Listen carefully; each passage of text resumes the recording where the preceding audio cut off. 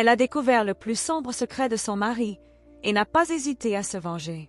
Basé sur des faits réels, ce qu'elle a trouvé sur cette clé USB cachée a bouleversé à jamais sa vision du mariage, de l'amour et de la vérité.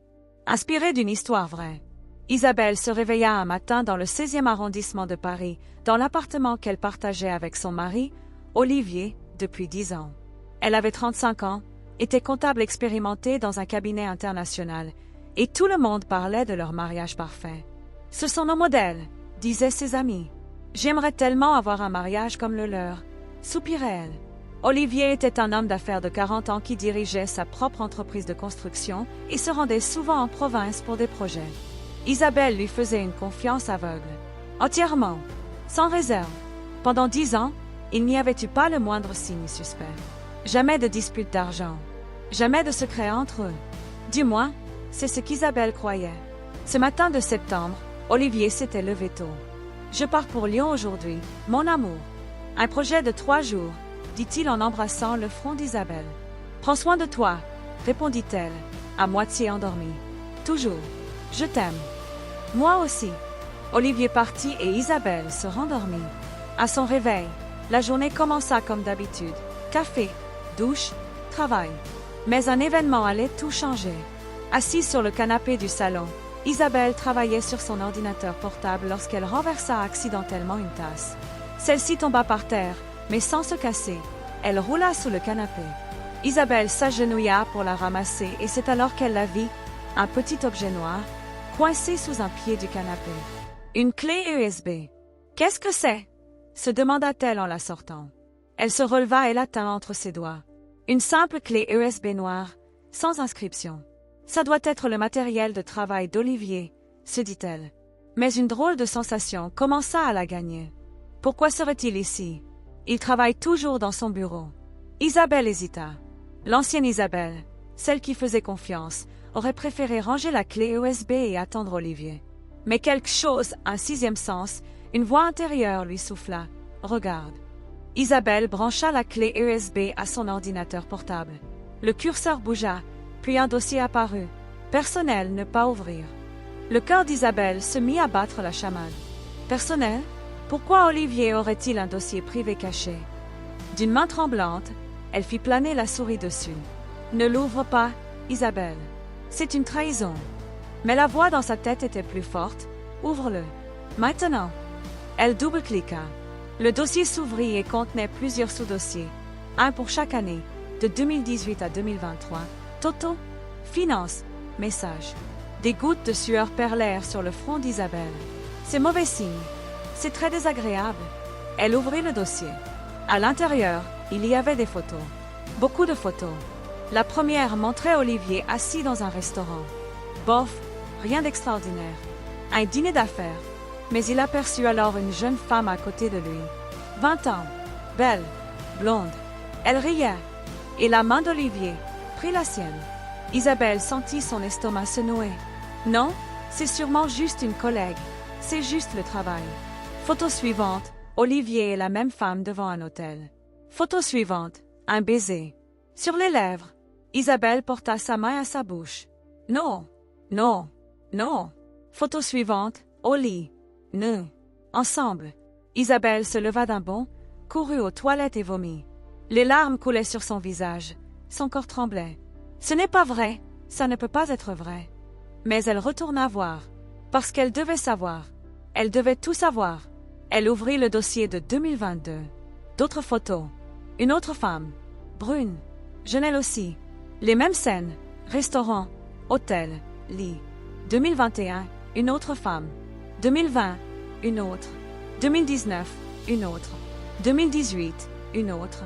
Isabelle retint son souffle. 10 ans. 10 ans. Et il m'a trompée pendant tout ce temps. Pendant tout ce temps. Mais l'horreur n'était pas terminée.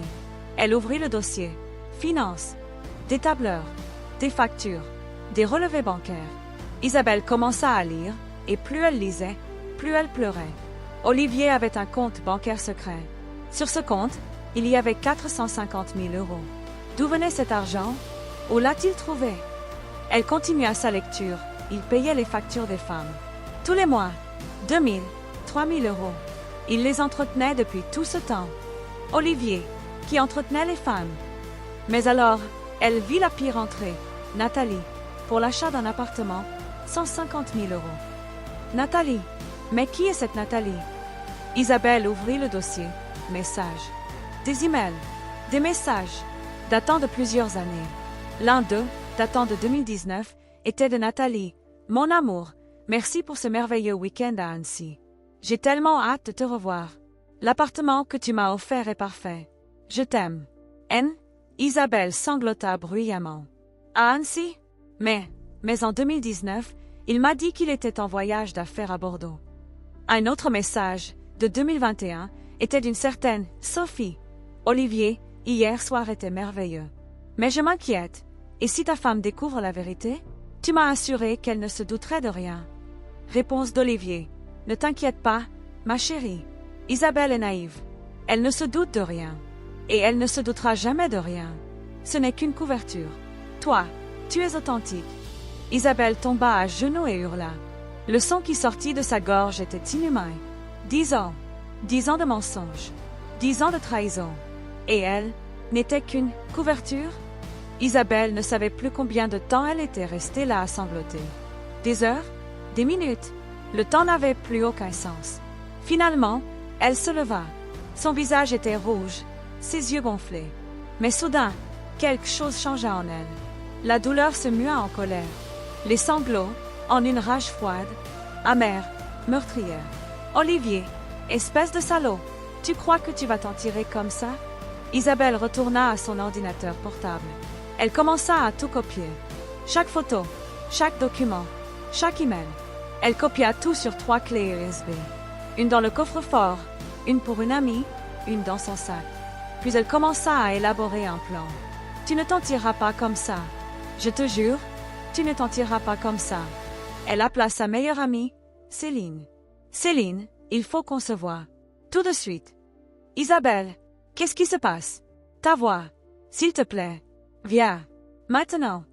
Céline arriva une demi-heure plus tard. Isabelle lui raconta tout. Céline pâlit.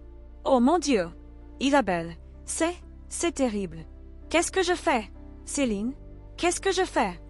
Céline prit la main d'Isabelle. Tu as 2 choix. Soit tu le quittes et tu tournes la page. Ou soit tu le détruis. Définitivement. Isabelle plissa les yeux. Je le détruirai. Définitivement. Tu es sûre? Je n'en ai jamais été aussi sûre de ma vie. Céline acquiesça. Alors je t'aiderai. De toutes les manières possibles. Isabelle ne cria pas sur Olivier au téléphone. Elle ne lui envoya pas de SMS furieux. Bien au contraire. Quand Olivier appela ce soir-là de Lyon, Isabelle répondit « Bonjour, mon amour. Comment s'est passée ta journée? » C'était épuisant, mais bon. Tu me manques. Tu me manques aussi. Quand rentres-tu? Demain soir. J'ai tellement hâte. Je t'aime. Moi aussi.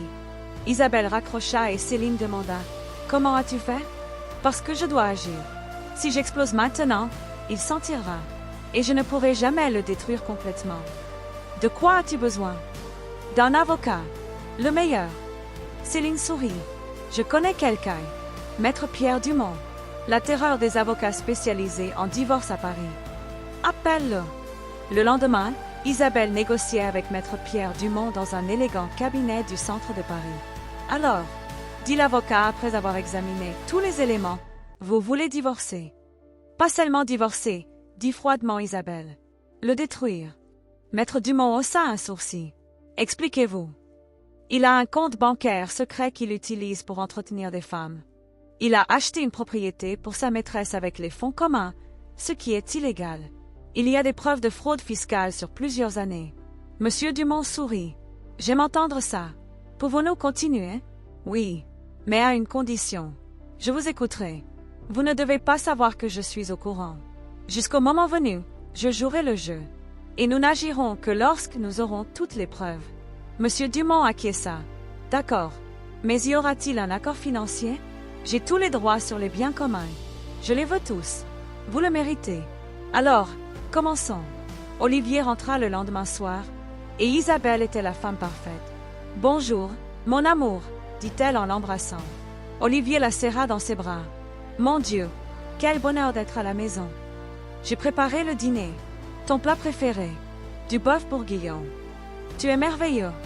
Isabelle sourit, mais intérieurement, elle avait la nausée à chaque seconde.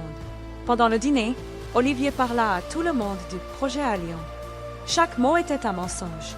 Isabelle le savait. Mais elle souriait. Elle hochait la tête. Elle posait des questions. Et le client était satisfait. Très satisfait. En fait, nous pourrions avoir d'autres projets. Formidable, ma chérie. La nuit, pendant qu'Olivier dormait, Isabelle pleurait dans la salle de bain. Mais le lendemain matin, à son réveil, elle souriait de nouveau. Cette mascarade dura des semaines. Pendant ce temps, Isabelle continuait de rassembler des preuves pour Maître Dumont. Elle photographiait secrètement les relevés bancaires pendant qu'Olivier prenait sa douche. Elle écoutait les conversations téléphoniques légalement, puisque la facture était également à son nom. Elle engagea même un détective privé pour suivre Olivier lors de son prochain voyage d'affaires. Le détective revint avec des photos, Olivier en compagnie d'une jeune femme dans un hôtel marseillais. « Est-ce suffisant ?» demanda Isabelle à Maître Dumont. « Plus que suffisant. Nous pouvons maintenant porter plainte. »« Quand ?»« Quand vous voudrez. » Isabelle réfléchit. « Le jour de son anniversaire. »« Pardon. Je veux lui gâcher la vie le jour de son anniversaire. Exactement comme il a gâché la mienne. » Maître Dumont sourit. Poétique. L'anniversaire d'Olivier était le 12 novembre. Isabelle organisa une grande fête chez elle, invitant ses amis, sa famille et les associés d'Olivier. Tout le monde était là, au moins 50 personnes. L'appartement résonnait de rire, de musique et de mets délicieux. Olivier rayonnait. « Isabelle, c'est incroyable. Merci. Tu le mérites, mon amour, » dit Isabelle en l'embrassant. Au fond d'elle, elle était malade.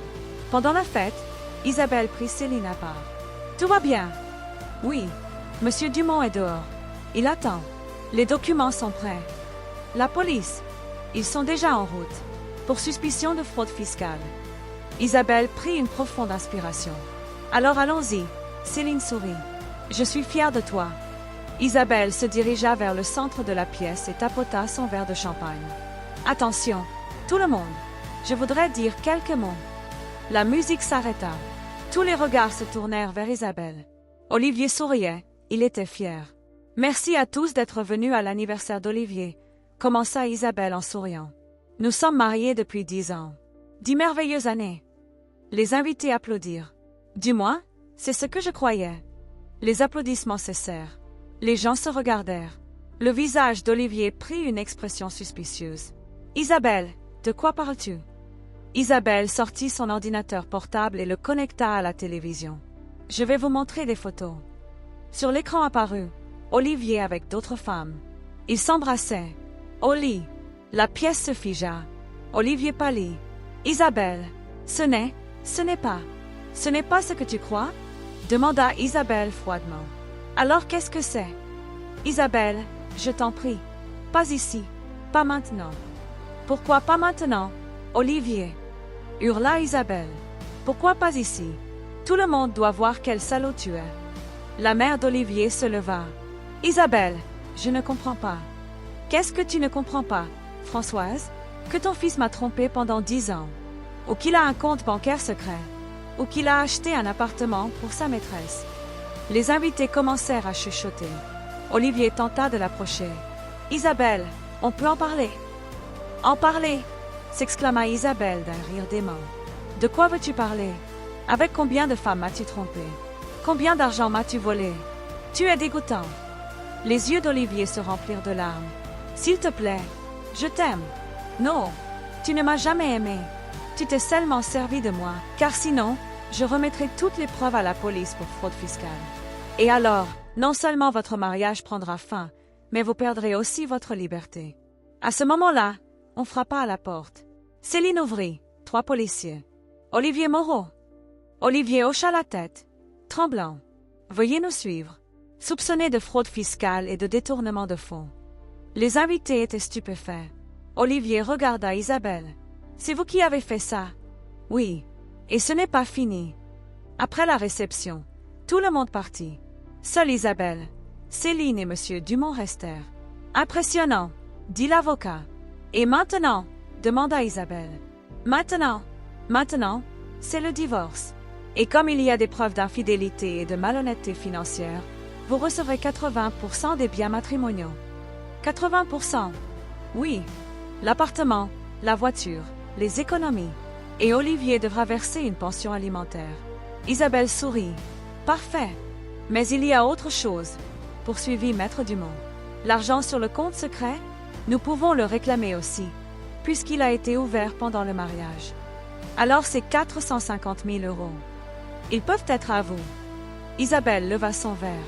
Alors, fait-on ça? Quelques semaines plus tard, l'audience eut lieu. Olivier tenta de se défendre, mais en vain. Le juge était sévère. Olivier Moreau, au vu des preuves, vous êtes reconnu coupable d'adultère aggravé et d'abus financiers. Je prononce le divorce et attribue à Isabelle Moreau 85% des biens matrimoniaux, ainsi qu'une pension alimentaire mensuelle de 3 000 € pendant 5 ans. Olivier s'effondra. Isabelle resta assise, impassible. Mais intérieurement, elle triomphait. Olivier tenta une dernière fois. « Isabelle, je vous en prie, pardonnez-moi. » Isabelle s'approcha lentement de lui. « Olivier, pendant 10 ans, je vous ai aimé. Je vous ai tout donné. Et vous, vous m'avez utilisé comme un objet. Je sais, et je suis désolée. Tes regrets ne changent rien. Et tu sais ce qui est le pire? Quoi? Que tu ne comprennes toujours pas. Tu ne regrettes pas de m'avoir fait du mal. Tu regrettes d'être tombé dans le piège. » Olivier resta sans voix. « Au revoir, Olivier. J'espère que ça en valait la peine. » Sur ces mots, Isabelle quitta sa vie. Pour toujours. 1 an plus tard, Isabelle vivait dans un nouvel appartement, moderne et donnant sur la Seine, acheté grâce à sa pension alimentaire. Elle avait trouvé un nouvel emploi mieux rémunéré. Elle s'était fait de nouveaux amis. Et surtout, elle était redevenue elle-même. Un soir, alors qu'elle était seule sur sa terrasse, un verre de vin à la main, à contempler les lumières de Paris, son téléphone sonna. Un numéro inconnu. « Allô? Isabelle? C'est moi, Olivier. » Isabelle resta silencieuse. « S'il te plaît, ne raccroche pas. Juste, écoute-moi 1 minute. » Isabelle soupira. « 1 minute. Je raccroche. Merci, Isabelle. Je sais que tu me détestes. Et je le mérite.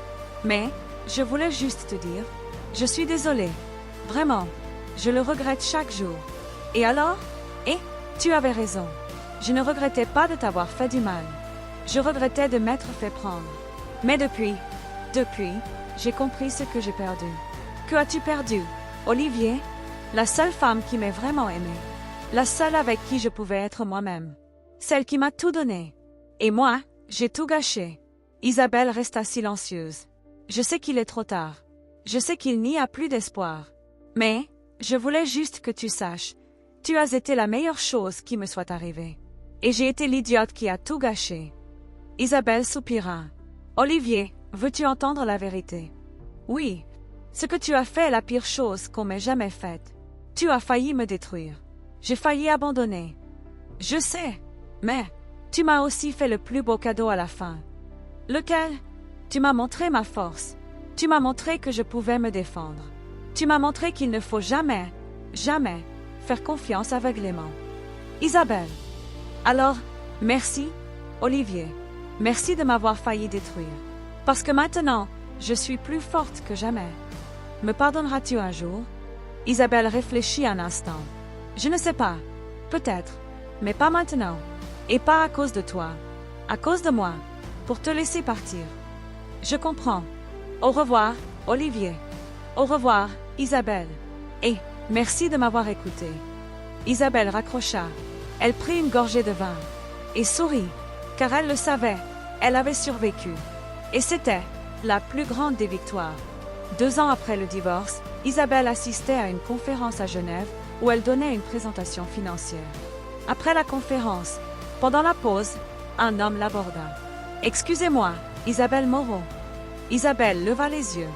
L'homme était beau, la cinquantaine, vêtu d'un élégant costume.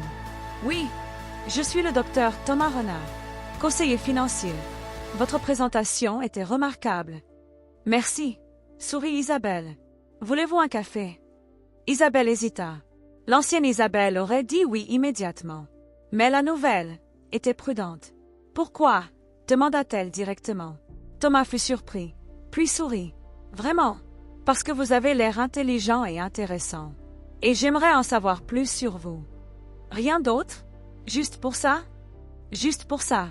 Isabelle réfléchit un instant. D'accord. Un café. Mais doucement. Très doucement. Thomas acquiesça. Je comprends. J'ai le temps. Et à cet instant, Isabelle sut, les choses seraient différentes. Car elle n'était plus naïve. Elle n'était plus aveugle. Désormais, elle savait que faire confiance demande des efforts. Mais peut-être qu'un jour elle oserait faire confiance à nouveau. Ainsi s'acheva l'histoire d'Isabelle. Une histoire d'amour, de trahison, de douleur, de vengeance, surtout de survie. Car Isabelle ne laissa pas Olivier la détruire. Elle se releva, elle se battit, et elle gagna. Si cette histoire vraie vous a touché, laissez un commentaire. Qu'auriez-vous fait à la place d'Isabelle? La vengeance était-elle trop dure? Olivier méritait-il son sort? Pourriez-vous pardonner après une telle trahison? Écrivez un commentaire et partagez votre avis. Et si ce n'est déjà fait, abonnez-vous à la chaîne pour recevoir davantage d'histoires vraies, émouvantes et inspirantes comme celle-ci, qui mettent en lumière la force humaine, la vérité et le pouvoir de la survie. Car quelles que soient les difficultés, l'espoir est toujours présent. Quelle que soit la profondeur de votre chute, vous pouvez toujours vous relever. Et quelle que soit l'obscurité de la nuit, l'aube finit toujours par se lever. Un mensonge peut se construire pendant des années, mais la vérité détruit tout en une nuit.